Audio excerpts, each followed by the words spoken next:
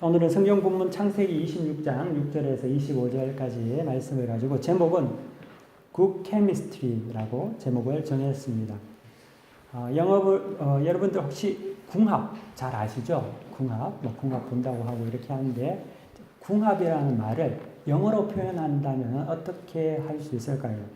제가 인터넷으로 사전을 찾아보니까요, 이 궁합이라는 것을 marital harmony라고 적혀 있었습니다. 이 말은 결혼 하모니 또는 결혼의 조화성 이렇게 우리가 이해해 볼 수 있을 것 같습니다. 근데 이 말이 틀린 말은 아닌 것 같은데 좀 너무 일편적이고 또 경직되어 있다. 그런 생각을 제가 해봤습니다. 책을 읽다가 궁합에 대한 영어식 표현을 잘 정의한 내용이 있었습니다. 그래서 그것을 여러분들에게 인용해 보면 궁합을 chemistry라는 영어 표현으로 정의를 했습니다. 즉 다시 말하는 화학 반응인 거죠. 그래서 좋은 궁합이라는 것은 영어로 말하면 good chemistry고 나쁜 궁합 이렇게 말하면 나쁜 화학 반응 bad chemistry가 되는 거죠. 누구에게나 사실 어려운 사람 또 성격이 잘 안 맞는 사람들이 있습니다. 특별히 구체적으로 어떻다라고 딱히 말할 수는 없는데 그냥 그 사람 그래 이런 사람들이 있죠. 웃으시는 거 보니까 있을 수 있다고 생각이 듭니다.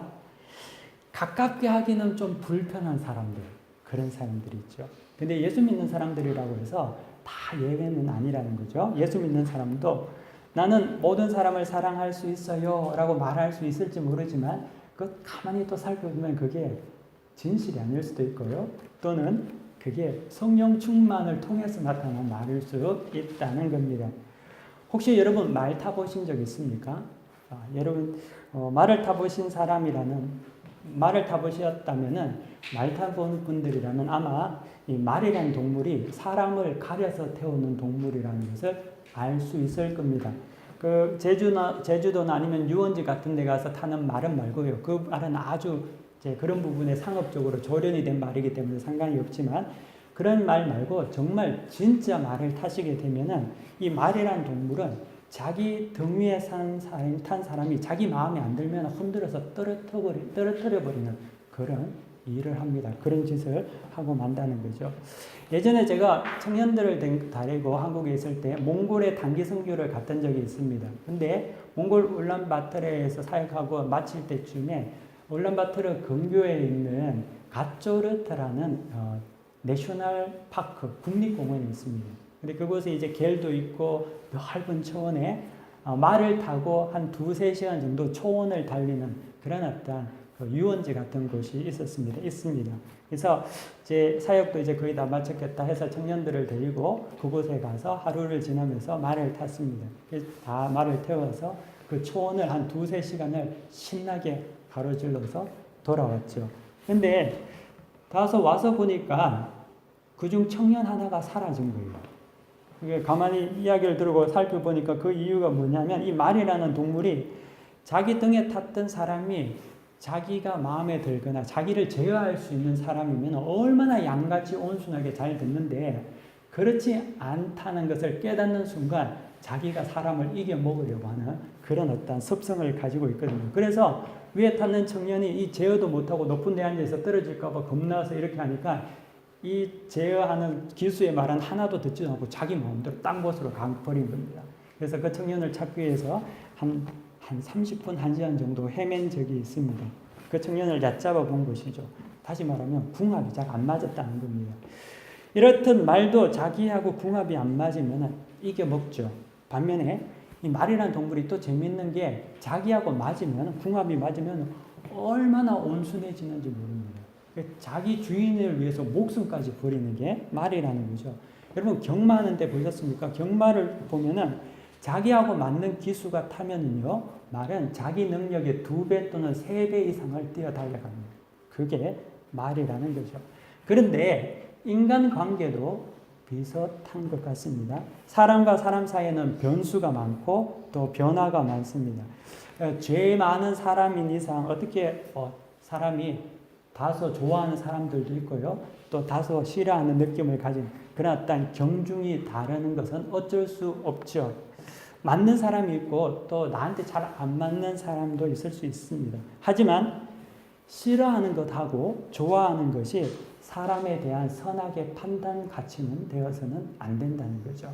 자기가 싫고 좋은 것이 그 사람에 대해서 선악의 판단 가치로 적용한다면 그렇게 되면 우리는 하나님의 자리, 심판자의 자리에 올라가고 만다는 것입니다. 목회를 하다 보면요, 제가 목회자로서 이제 느끼는 건데요. 목회를 하다 보면 죄에 대해서 민감할 수밖에 없습니다. 특별히 제 자신에 대한 죄에도 민감해져야 되겠지만 또 동시에 성도들에 대한 죄에도 민감할 수밖에 없다는 거죠. 이 죄에 대해서 민감한 것이 목회자의 직무의 특성 중에 하나입니다. 근데 이 직무가 성령의 임재가 없게 되면은 이것이 단지 율법과 정죄로 끝나버린다는 거죠. 그러므로 자기가 심판자의 자리에 올라서는 우를 범하게 되는 경우가 많이 있습니다. 조심해야 되죠. 근데 저만 조심해야 되느냐? 그거 아니라는 거예요. 왜냐하면 성도들도 비슷하다는 겁니다. 이건 목회자들만이 경계할 사안이 아니라 많은 성도들도 타인에 대해서, 다른 사람에 대해서 마치 떨어뜨리는 말과 같이 행동한다는 거죠. 자신이 싫어하는 느낌에 따라서 좋은 화학 반응, 굿 케미스트리를 해야 되는데 나쁜 반응을 한다는 것입니다. 그리고 또한 좋은 반응을 안 하려고 한다는 거죠. 나쁜 반응만으로 나타내려고 한다는 거죠. 그래서 교회 안의 성도들 사이에서도 좋은 화학 반응이 일어나지 못하면 나쁜 화학 반응이 일어날 수 있습니다. 하지만 사랑하는 성도 여러분, 성도라는 것은 굿 케미스트리, 좋은 화학 반응을 하는 자를 성도라고 합니다. 왜냐하면요, 우리는 죄인인데 주님께서 우리를 위해 오셔서 우리와 연합하심으로 말미암아 우리를 굿 케미스트리, 좋은 반응을 나타내는 하나님의 백성으로 만들었기 때문입니다. 그것이 복음이라는 거죠. 우리는 정말 죄인이고 하나님 앞에서 보잘것없는 존재임에도 불구하고 주님이 우리를 위해서 오셔서 우리에게 좋은 반응을 일으키셔서 우리가 하나님의 백성의 권세를 누리게 되었다는 거죠. 저는 원소 중에서 수소라는 물질에 대해서 굉장히 매력을 느낍니다. 이 수소를 하이드로겐이라고 이야기하는데요. 수소는 우주 전체의 75%를 차지하는 풍부한 원소라고 합니다. 간단히 보더라도 이 수소는 물 있죠. 우리가 말하는 물이 원소 기호가 H2O라고 하지 않습니까? 수소 2개에 산소 하나인데 이게 물이라는 거죠. 좋은 화학 반응을 통해서 좋은 것을 만들어내는 것이 수소죠. 요즘에는 대체 에너지 수소로 해서 자동차도 이제 수소 에너지로 움직이게 하고요. 또 병원도 요즘에는 항암 치료제의 역할을 하는 것이 수소라고 합니다. 이렇듯 좋은 화학 반응을 나타내는 이 수소와 같은 그러한 우리가 되어야 될 줄 믿습니다. 시련이 오잖아요. 어려움이 생기지 않습니까? 살다 보면 스트레스 생기거든요. 그때 성숙한 성도는 그것을 받아들였을 때 그것을 화학 반응을 좋게 만들어낸다는 거죠.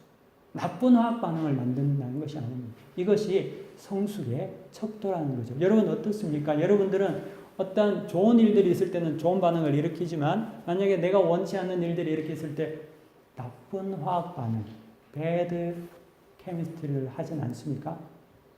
그렇다면 이 시간으로 말씀을 통해서 여러분들이 바뀌시길 바랍니다. 왜? 예수님께서 우리를 좋은 화학 반응으로 만들어 주셨다는 거죠. 여러분 좋지 않은 기름이 들어가면은 자동차는 고장나죠. 더러운 물이 깨끗이 물을 만드는 정수기에 들어가면 물은 더 깨끗하게 나오지 않습니까? 여러분 우리는 망가지는 인생이 아니라 나쁜 것이 들어와도 내 속을 통과함으로 말미암아 깨끗하게 나오는 그러한 하나님의 은혜를 받은 자들입니다. 여러분들이 그것을 여러분들이 사용하시고 하나님 앞에서 쓰임 받으시기를 바랍니다. 오늘 성경 본문에 보면은 현재 거라리라는 지역 자체가 이제 지금으로 보면은 이스라엘 남쪽에 있는 위치한 지역인데요. 이곳은 이집트로 가는 길목에 있는 장소입니다. 아브라함 때에 오늘 성경의 내용을 보면은 흉년이 있었던 것 같이 이삭 때도 그런 일이 있었습니다. 그래서 이삭도 자기 아버지 아브라함과 같이 가족을 이끌고 풍부한 이집트로 가나안 땅에서 지금 이집트로 가려고 하고 있습니다. 하지만 하나님께서는 이삭에게 나타나셔서 이야기하십니다. 이집트로 가지 말라. 그래서 이삭은 이집트로 가기 바로 직전인 가나안 땅 남쪽에 있는 그랄이라는 지역에 유하게 됩니다. 이삭도 아버지를 꼭 빼닮았거든요. 우리 자녀들도 우리를 닮는다는 거죠. 그래서 우리가 믿음 생활 잘 해야 되는 이유가 자녀들이 그걸 그대로 보고 어느 순간 그것을 뺏겨온다는 겁니다. 이삭도 비슷합니다. 왜냐하면 아버지 아브라함이 과거에 아내 사례를 자기의 누이라고 속인 적이 있거든요. 그런데 똑같이 이삭도 자기 아내 리브가를 누이라고 그랄 땅 아비멜렉에게 속입니다. 근데 여러분 잘 아시지만 누이와 아내가 천지 차이죠. 다르죠. 어느 날 이삭이 아내 리브가를 껴안는 것을 그랄 왕 아비멜렉이 보고 그 자초지종을 다 알게 됩니다. 오늘 성경 보면 6절에서 10절까지 여러분 한번 보시면요. 이삭이 그랄에 거주하였더니 라고 이야기하면서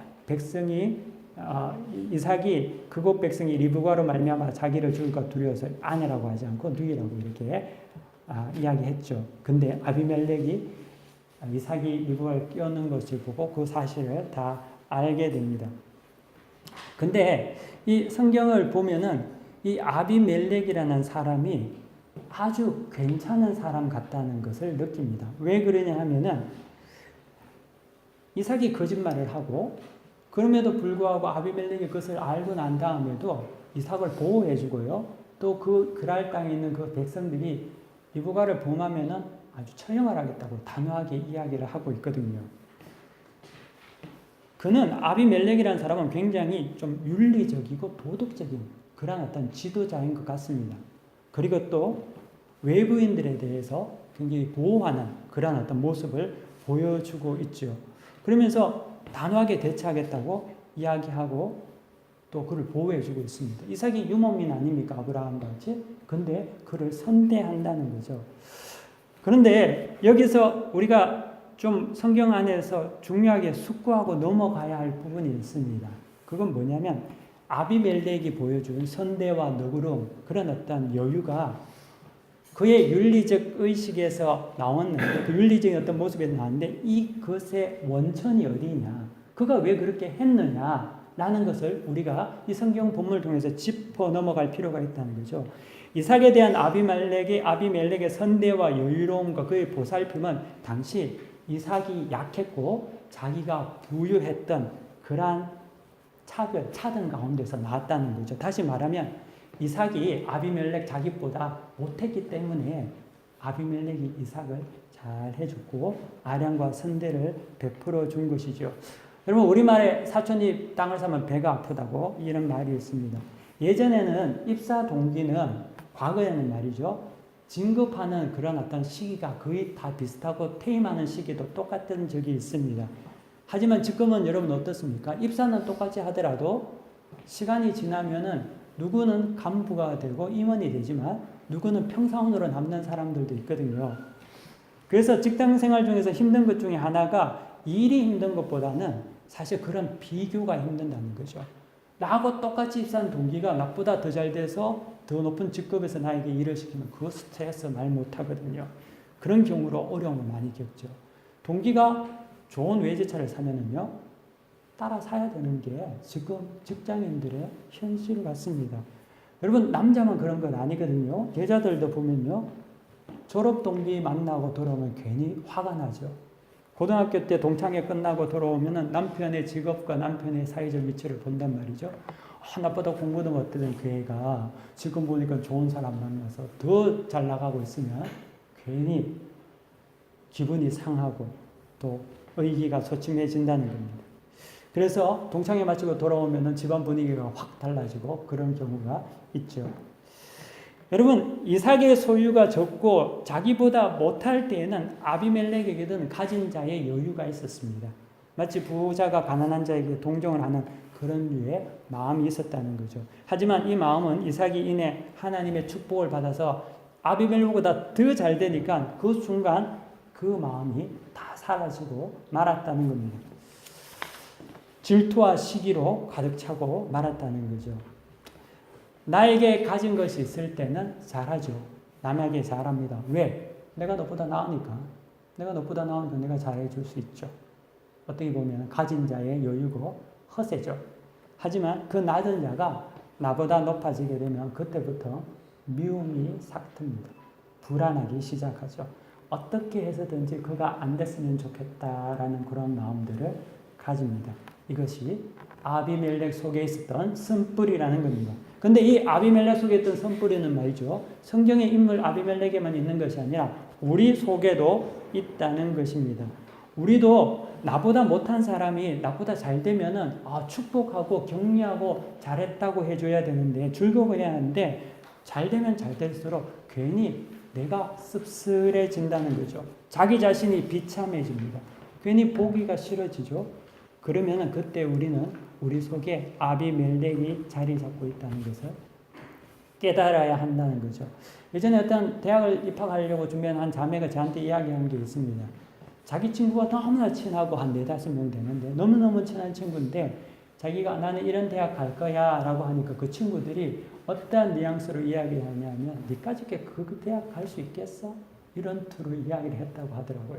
근데 그 자매는 너무 상처를 받아서 정말 친한 친구였는데 애들이 나를 지금 그렇게 봤구나 그런 마음을 가지니까 너무 상처가 컸다고 한 이야기를 들은 적이 있습니다. 여러분 운동하는 것도 말이죠. 막 선수들 중에서 나보다 잘하는 선수 보면 뒤에서 태클 걸어서 다리 막 다치게 하고 싶고 이런 마음, 그런 마음은 아니라는 거죠. 근데 이 아비멜렉에 있었던 모습은 평상시에는 굉장히 선대하고 윤리적이었지만 나보다 더 높아지려고 하는 그런 어떤 자가 나타났을 때 극도로 민감해지고 있다는 겁니다. 12절부터 성경을 보시면은 이렇게 이야기하고 있습니다. 성경을 보십시오. 12절부터 이삭이 그 땅에서 농사하여 그 해에 100배나 얻었고 여호와께서 복을 주심으로 그 사람이 창대하고 왕성하여 마침내 거부가 되어 양과 소의 떼를 이루고 종이 심히 많음으로 블레셋 사람이 그를 시기하여 그 아버지 아브라함 때에 그 아버지의 종들이 판 모든 우물을 막고 흙으로 메었더라. 아비멜렉이 이삭에게 이르되 내가 우리보다 크게 강성한즉 우리를 떠나라 라고 이야기하거든요. 가라. 이제는 난 너 보기 싫다 라고 이야기하고 있지 않습니까? 사랑하는 성도 여러분, 자기보다 크면은 죽이는 자가 되어서는 안 됩니다. 이것은 정치나 아니면 조직 폭력배들이나 하는 일이지요. 내 밑에 있을 때는 관대하지만 나보다 넘보지는 말라. 나보다 크지는 말라. 언제나 내 밑에 있으라. 이런 마음들은 우리가 가져서는 안 되는 것입니다. 요한복음 14장에 보면 주님께서는 이렇게 하십니다. 제자들 보고 너희가 나를 믿으면 나와 같은 일을 행하겠고 나보다 더 큰 일을 행할 것이라고 주님 말씀하십니다. 주님은 우리에게 더 큰 일을 하실 수 있다고 말씀해 주십니다. 그것이 그리스도인의 마음이라는 거죠. 우리 속에 자기 자신에 대한 만족과 충족함이 없으면은 내가 잘 될 때는 거만하게 되고요. 남이 나보다 잘 될 때는 불안해지고 비참해집니다. 왜 그렇겠습니까? 그것이 모든 것이 환경에 지배받는 인생이 되기 때문입니다. 그러므로 자기 자신에 대한 충만함이 우리에게는 늘 자리 잡고 있어야 합니다. 내 속에 있는 충만함과 능력이 있어야 된다는 거죠. 그런데 이 내 속의 능력과 만족과 충만함은 어디서부터 나타날까요? 어떻게 생기는 것입니까? 그것은 사람의 인정보다는 하나님께서 나를 얼마나 사랑하시고 하나님께서 나를 얼마나 인정하신다는 그 약속의 근거에서 여러분들이 충만함을 가지고 있어야 한다는 거죠. 여러분 사람의 인정은 변화무쌍합니다. 여러분 사람은 언제든지 여러분들을 굉장히 비행기를 태우면서 높이 만들 수도 있지만 어느 순간 여러분들에게 악플을 달 수 있는 것이 사람의 심령이라는 거죠. 하지만 하나님께서는 우리를 위해서 여러분들을 위해서 그의 독생자 아들 예수 그리스도를 죽이시기까지 여러분들을 사랑하신다고 약속하셨습니다. 믿음을 가지고 하나님을 믿는 모든 자들에게 그 인생을 온전히 책임지시겠다고 약속하셨습니다. 아브라함에게 약속하신 것 같이 오늘 성경 본문 이삭에게 하나님께서 나타나셔서 말씀하신 것 같이 여러분들에게도 예배드리는 제사드리는 여러분들에게도 분명히 약속하셨다는 겁니다. 그 약속의 근거에서 우리는 우리 속에 충만함을 가지고 있다는 거죠. 그 인정과 하나님께서 주시는 격려 속에서 우리는 절대로 무너지지 않습니다. 여러분, 이 사실을 여러분들이 마음속에 새겨야 할 줄 믿습니다. 이것이 없이 비관적이고 불평하는 사람들과는 될 수 있으면 같이 있으면 안 됩니다. 근심이 많은 자들과 여러분 자꾸 사귀지 마십시오. 그러면 그거 오염됩니다. 전염된다는 거죠. 자기도 근심하게 되고 자꾸만 불평하게 되고 자꾸만 비관적이 된다는 거죠. 그럴 필요가 없다. 왜? 하나님은 우리의 인생에 약속을 하신다는 거예요. 여러분들이 하나님을 믿는다면 하나님께서 그것을 분명히 보여주신다는 그 약속을 여러분들이 부여잡아야 한다는 거죠.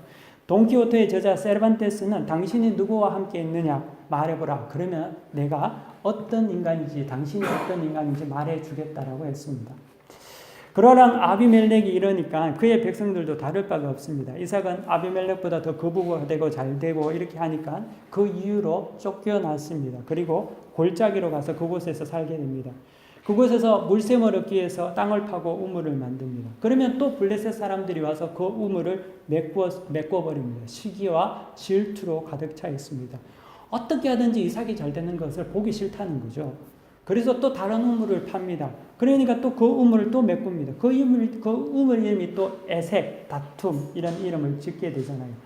하지만 이것이 시기와 질투 속에 있었던 블레셋 사람들의 모습이었지만 하지만 그것은 바른 모습이 아니었다는 거죠.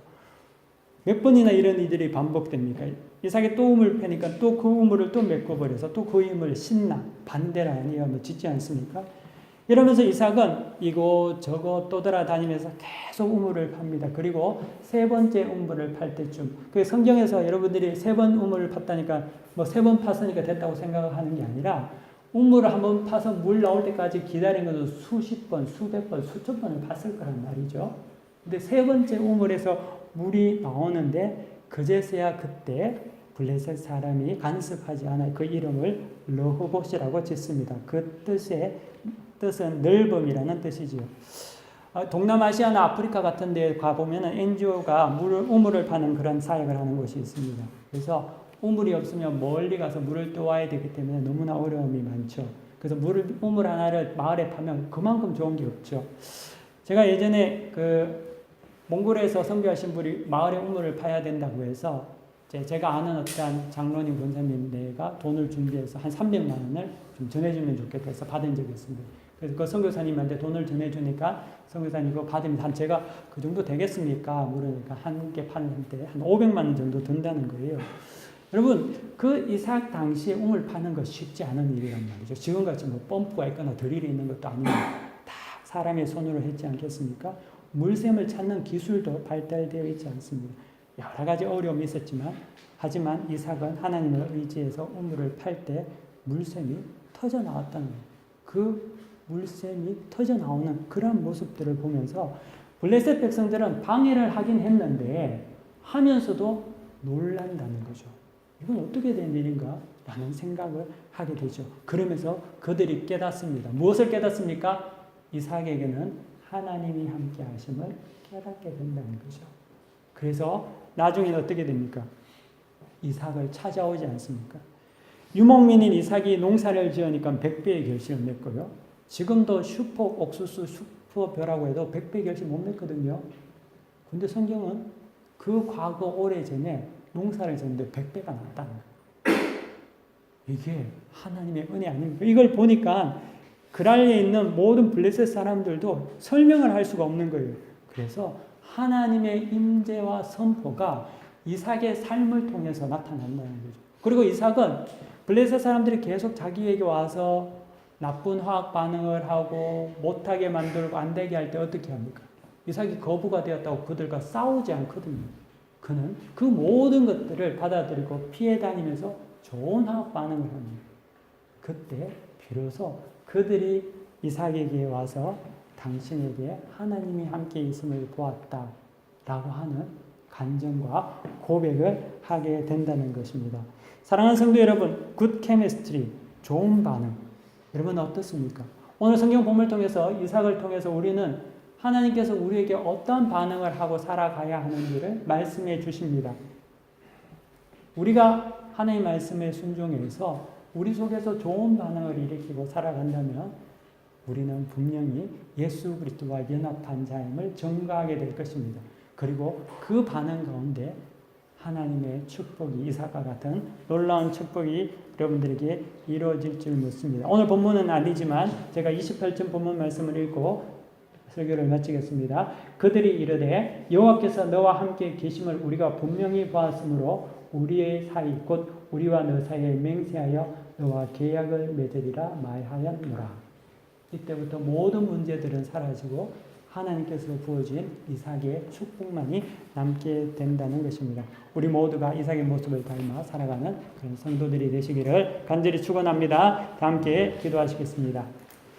살아계셔서 역사하시는 하나님 감사합니다. 하나님 우리를 사랑하여 주셔서 정말 벌레만도 못한 우리를 예수 그리스도의 은혜와 보혈의 피로 인하여서 우리를 좋은 화합하는 하나님의 백성이 되는 놀라운 역사를 이루어 주신 것 감사합니다.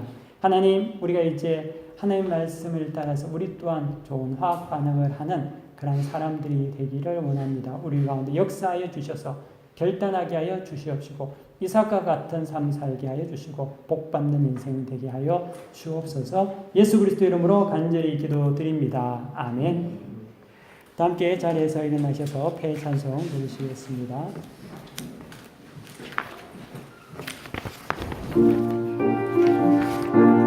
찬송가 520